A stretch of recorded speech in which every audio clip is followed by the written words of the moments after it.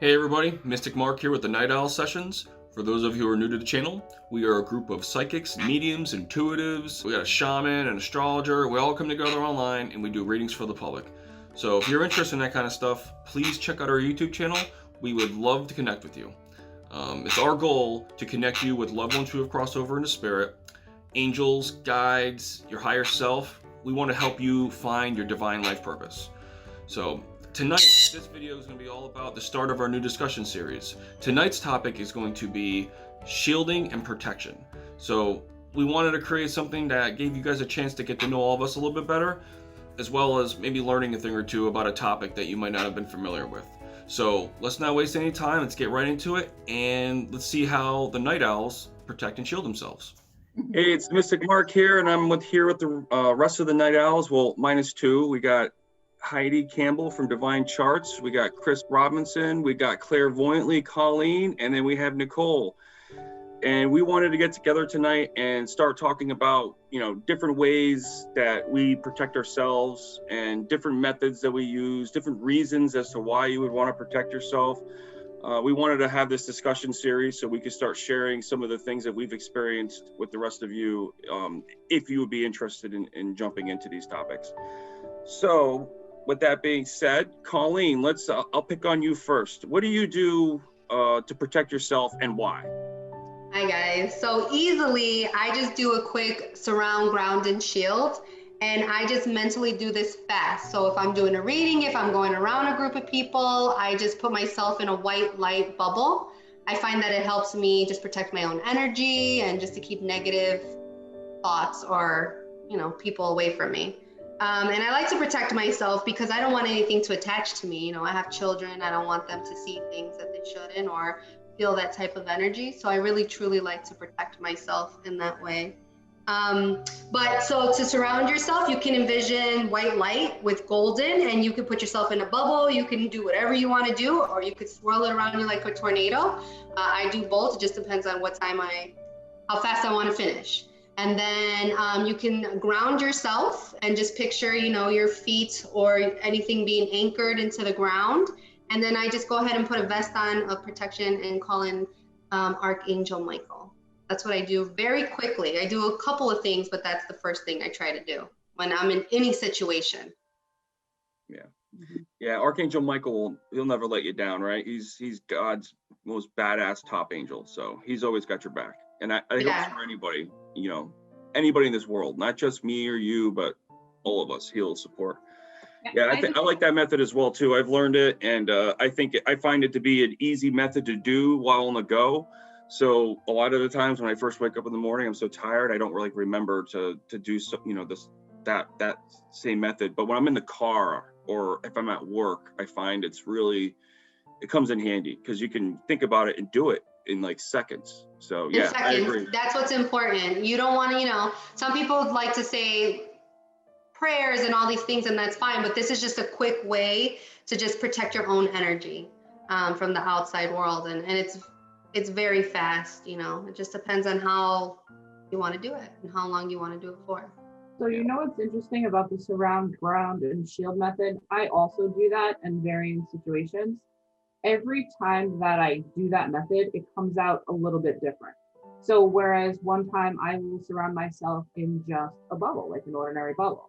Another time I will surround myself in an energetic field. Another time I might surround myself in like bubble wrap. I would imagine myself actually being wrapped up in bubble wrap. And I feel like dependent upon the energy that comes my way is going to reflect what I call in. And I never know what I'm going to call in. It just kind of comes naturally, I would say. So that's definitely what I would say I do with the surround, ground, shield as well. That is one of my methods. Colleen, did you say gold? You put the white light around you and there's a gold tint to it as well. Why? Yes. Why the gold? Well, that's just the way I was taught, but when I do it for myself, I bring in like Jesus Christ and his golden light. That's what I want. I want him to outshine anything dark, negative, and that's just how I envision it. The white light to me is to purify the energy, and then the golden light to me is who I call in one of my guides, which is Jesus Christ. Oh, got it. Okay. Yeah. So speaking of the angels and whatnot, Heidi, how do you do it? How do you bring in protection and why? Yeah, mine has evolved over time. So my stuff started with my minister, who actually is the individual who introduced me to astrology, which is really cool. But he's taught all of us to shield because he's really big on there's constantly a battle going on between the spiritual realms, right? The good and the evil. So he actually at first taught us where we shield, where it's like a big globe around us, like an orb around us that's really bright white light. And then but he wants us to like seal it with orange and have blue flecks, so if something tries to penetrate the globe, it actually goes back. And my minister's so badass because if there are things going on in the church, he does this and then he sits back and he watches to see who gets sick, because if someone is attacking him, he's got this shield around him and it will actually have a reverse effect because people are going after him. And so that's pretty gnarly. But then it evolved because I didn't feel like it was enough. So like I read scripture every day. I do that. I pray every day and I speak aloud to God and I meditate every day. But then I have like angel rituals. And I actually like brought some books out. Like, I don't know if you guys have heard of Damon Brand, but he does like, this is like Jewish mysticism stuff.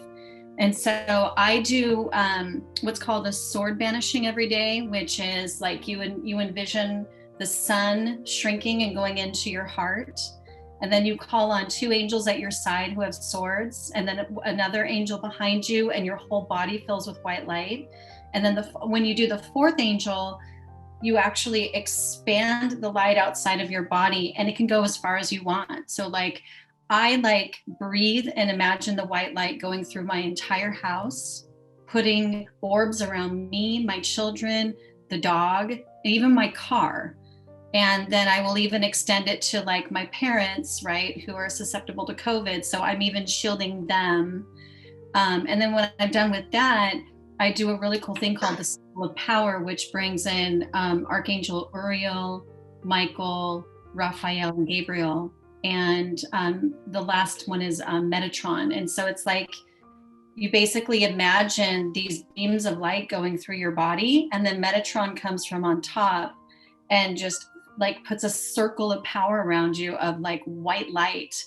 And then I talked to a psychic who advised me to have Archangel Michael put a ring of fire around me, because I had someone in my life who was like not positive, and so I just wanted to make sure I was secure. And so I just like shielded the F up with this angel power to do it. But the thing that I'm doing right now is every year I do a master protection ritual, which calls in 12 individual angels for specific reasons. So right now, by the time I'm done, I've got 20 angels around me who are like protecting me.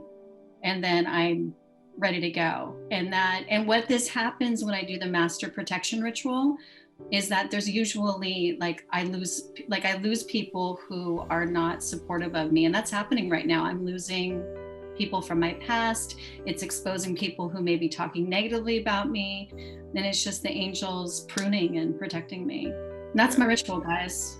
So it's really interesting because a lot of the things that you do with your rituals are actually physical things. A lot of mine though is based on intention.